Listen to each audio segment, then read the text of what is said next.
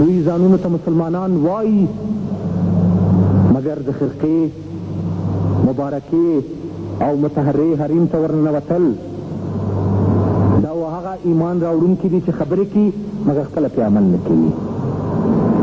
د دوی په ارتباط بیا په قرآن عظیم شان کې ویل شوي دي وإن طائفتان من المؤمنین اقتتلوا فاصلحوا بینهما فإن بغت إحداهما على الأخرى فقاتلوا التي تبغي حتى تفيء إلى أمر الله. که دوه طایفې د مؤمنانو په خپلو منځونو کې په جنګ بوخت شي، تاسې د دوی تر منځ سوله وکړئ، ولې که څوک بغیه وکړي بیا داسې درس ورکړئ او داسې سرکوب کړئ او داسې وځپئ چې بېرته د خدای تعالی جل الله شانه په لاره باندې هدایت شي. موږ فقط او فقط صرف د دغه قرآن عظیم شان د حکم سره عمل کړی او په مسلمانۍ مو عمل کړی دی. مګر بیا هم زه تاسو ته وایم چې که تاسو په پټه یا په ورایه علني یا مستقیمه یا غیر مستقیمه رابطه لرئ، د تاسو نه غوښتنه کوو ورسئ ورسره مرکه وکئ چې راځئ سره کینو، راځئ سره خبرې وکړو او راځئ د مذاکراتو او د خبرو اترو په ترڅ کې د زړه ټولې خبرې مطرح کړو. که هر سوال مطرح وي راځئ سپین ږیرو تاسو ته به یو سلسله حقایق په عرض ورسوم. شپېته کاله مخکې زموږ پلرونو نیکونو قیام وکړو او د انګریزانو څخه خپل استقلال لاسته راوړو. د دې سیاسي استقلال د راوستلو په اولو شپو ورځو کې زموږ د وطن استقلال د شوروي روسیې په وسیله په هغه وخت کې په دغه نامه یادېده په رسمیت وپېژندل شو. څه شی په رسمیت وپېژندل شول؟ یعنې زموږ د پلرونو نیکونو د وینو تویېدلو د سرو وینو تویولو حق په رسمیت وپېژندل شو او د دوی د په رسمیت پېژندلو په نتیجه کې وه چې زموږ افغانستان استقلال وساتل شو. په رسمیت وپېژندل د پلرونو نیکونو د وینو تویېدلو د سرو وینو تویولو حق په رسمیت وپېژندل شو او د دوی د په رسمیت پېژندلو په نتیجه کې وه چې زموږ افغانستان استقلال وساتل شو. 2 کاله زموږ د استقلال څخه تېر وو. 1921 کال وو، یعنې 6 کاله د مخه انګریزانو خپل نماینده دا پس نومېده امان الله خان ته راولېږلو او امان الله خان ته وویلې چې موږ خبر شوي یو چې تاسې خپل نظامي ډیپلوماتیک سیاسي او اقتصادي او تجارتي روابط د شوروي اتحاد سره قایموئ. که تاسې څه تجارتي روابط قایموئ موږ دې ته اجازه ورکوو، مګر نورو روابطو ته اجازه نه ورکوو. امان الله خان غازي لویه جرګه راوغوښتله 6 کاله مخکې. په دې لویې جرګې کې د افغانستان د ټولو قومونو او قبایلو مشرانو او سپین ږیرو شرکت وکړلو او امان الله خان د انګریزانو دا پیام جرګې ته ورمخکې کړلو. په یوه اواز څخه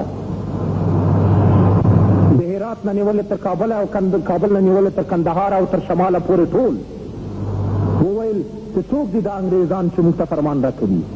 موږ 2 کاله مخکې د دوی سره په جګړې کې او د وینو تویولو په نتیجې کې خپل استقلال لاسته راوړو او لا تر اوسه پورې زموږ د پلرونو او ورونو وینې لا په مځکه نه دي وچې سوي دي. څوک دي چې موږ ته فرمان راکوي چې د چا سره دوستۍ وکړئ او د چا سره دښمنۍ؟ دې جرګې فیصله وکړله چې انګریزان زموږ دښمنان دي او موږ د شوروي اتحاد سره دوستي کوو. هیات ولېږل شو د دغه جرګې له لارې په وسیله د فیصلې په وسیله او د امان الله خان په اجازه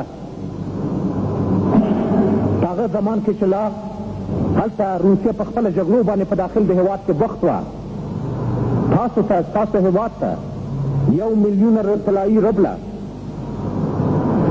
15,000 نیکلای ټوپکه 12 طیارې د باروتو فابریکه د کوشک څخه نیولې تر کابله پورې ټلګراف تاسو ته کومک درکړل شو.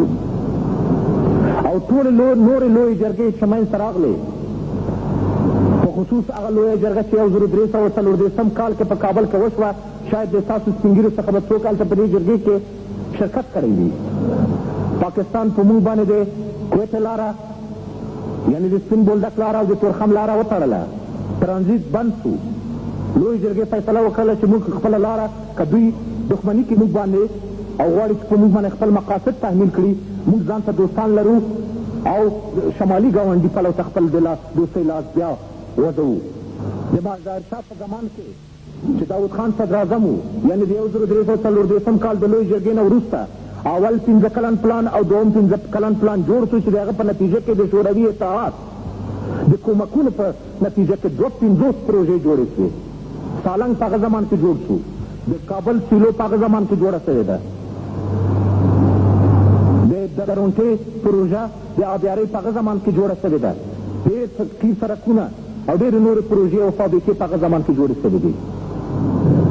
موږ دا پوښتنه کوو، زه د ما عمر د 40 کالو دی، مګر 60 کاله مخکې زموږ پلرونو نیکونو د انګریزانو د تهدید د مخنیوي په خاطر د شوروي روسیې سره دوستي کړې ده. 1340 کال کې دوی بیا په دې دوستۍ باندې تجدید کړی او وروسته د هغې څخه چې 1343 کال کې چې د قانون اساسي د راویستلو سوالو بله لویه جرګه جوړه شوې ده، بیا هم په دې دوستۍ باندې ټینګار شوی دی.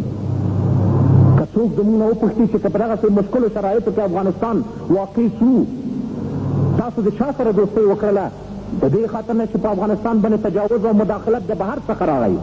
تاسو په خپلو سترګو ګورئ چې د بهر څخه راز وسلې زموږ هېواد ته زموږ د بچیانو د وژلو او زموږ د ملک د بربادولو دپاره او د دغسې تاریخي ښکلې قندهار د دیوالونو د ورانولو د خاطر نه راځي.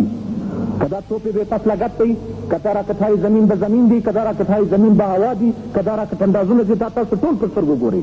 د دې اسلحو کارخانې دلته په افغانستان کې نه دي موجودې، دا د هغوی په وسیله لرته راځي او موږ هم ځان ته بین المللي دوستان پیدا کول غوښتل، ځکه چې د موږ جنګ ذاتي داخلي جنګ نه و، دا جنګ بین المللي جنګ شوی و.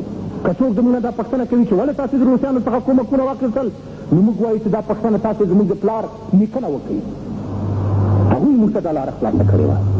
بلکې برعکس دا پوښتنه د هغوی څخه وکړئ چې دوی د انګریزانو څخه چې زموږ د پلرونو او نیکونو دښمنانو ولې د هغوی څخه اصلي اخلي او پیسې اخلي. او بیا که دوی د 60 غربي هېوادونو سره چې دوی ادعا کوي چې موږ روابط لرو، ټول دا غربي هېوادونه غیر مسلمان هېوادونه دي. بله خبره مې تاسو ته کوله چې دوی